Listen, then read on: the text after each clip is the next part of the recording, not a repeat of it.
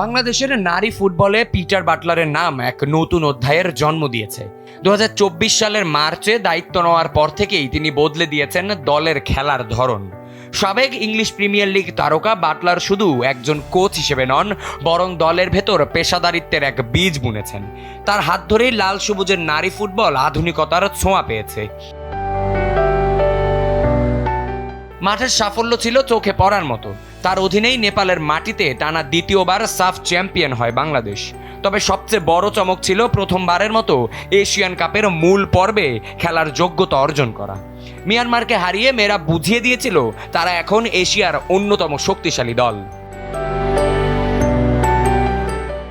বাটলারের মূল মন্ত্র ছিল পরিশ্রম আর মেধা। তিনি অভিজ্ঞতার চেয়ে মাঠে যারা সেরা খেলবে তাদের বেশি সুযোগ দিয়েছেন।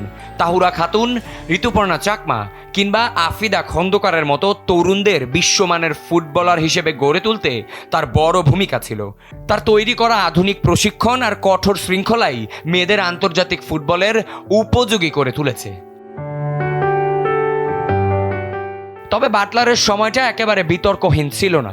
সিনিয়রিটির চেয়ে তরুণদের গুরুত্ব দেওয়ায় দলে অস্থিরতা তৈরি হয়েছিল। 18 জন সিনিয়র খেলোয়াড়ের বিদ্রোহ নিয়ে দেশের ক্রীড়াঙ্গনে অনেক আলোচনা হয়েছে, কিন্তু মাঠের বড় সাফল্য সব বিতর্ককে আড়াল করে দিয়েছে।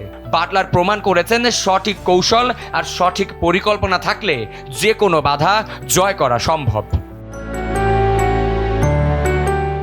পিটার বাটলারের কোচিংয়ের সবচেয়ে সাহসী দিক ছিল দলের ভেতরকার যে কোনো সিন্ডিকেট বা নির্দিষ্ট গোষ্ঠীর প্রভাবকে পাত্তা না দেওয়া। তিনি অভিজ্ঞতার চেয়ে মাঠের পারফরমেন্স আর মেধাকেই একমাত্র মাপকাঠি বানিয়েছিলেন। দীর্ঘদিনের চেনা কাঠামো ভেঙে তরুণ খেলোয়াড়দের ওপর আস্থা রাখাটা ছিল বড় চ্যালেঞ্জ, কিন্তু বাটলার সেই পথেই হেঁটেছেন। সিনিয়রিটির দোহাই দিয়ে চলা প্রথা ভেঙে তিনি দলে পেশাদারিত্ব ফিরিয়ে এনেছেন। কোনো মহলের চাপের কাছে নতি স্বীকার না করে তার এই আপোষহীন মনোভাবই শেষ পর্যন্ত বাংলাদেশকে মহাদেশীয় পর্যায়ে এক অনন্য উচ্চতায় পৌঁছে দিয়েছে। তাও তো এখন গর্ব করে বলাই যায় বাংলাদেশ এশিয়ার সেরা 12 দলের একটি। উত্তর কোরিয়া, চীনের মতো পরাশক্তিদের সাথে ম্যাচ খেলার সুযোগ হয়েছে একমাত্র কোচ পিটার বাটলারের জন্যই।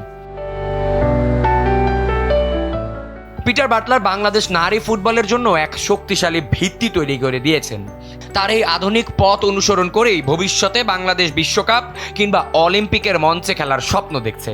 এশিয়ান ফুটবলে বাংলাদেশ এখন এক অপ্রতিরোধ্য শক্তি। যদিও বাংলাদেশের ভক্ততা চায় না, কিন্তু বাটলারের বিদায় যদি কোনো একদিন হয়ও, তার আধুনিক ফুটবলের ছাপ রয়ে যাবে প্রতিটি ফুটবলারের পারফরম্যান্সে। আবিয়াজ ইত্তেসাম, সময়ের আলো।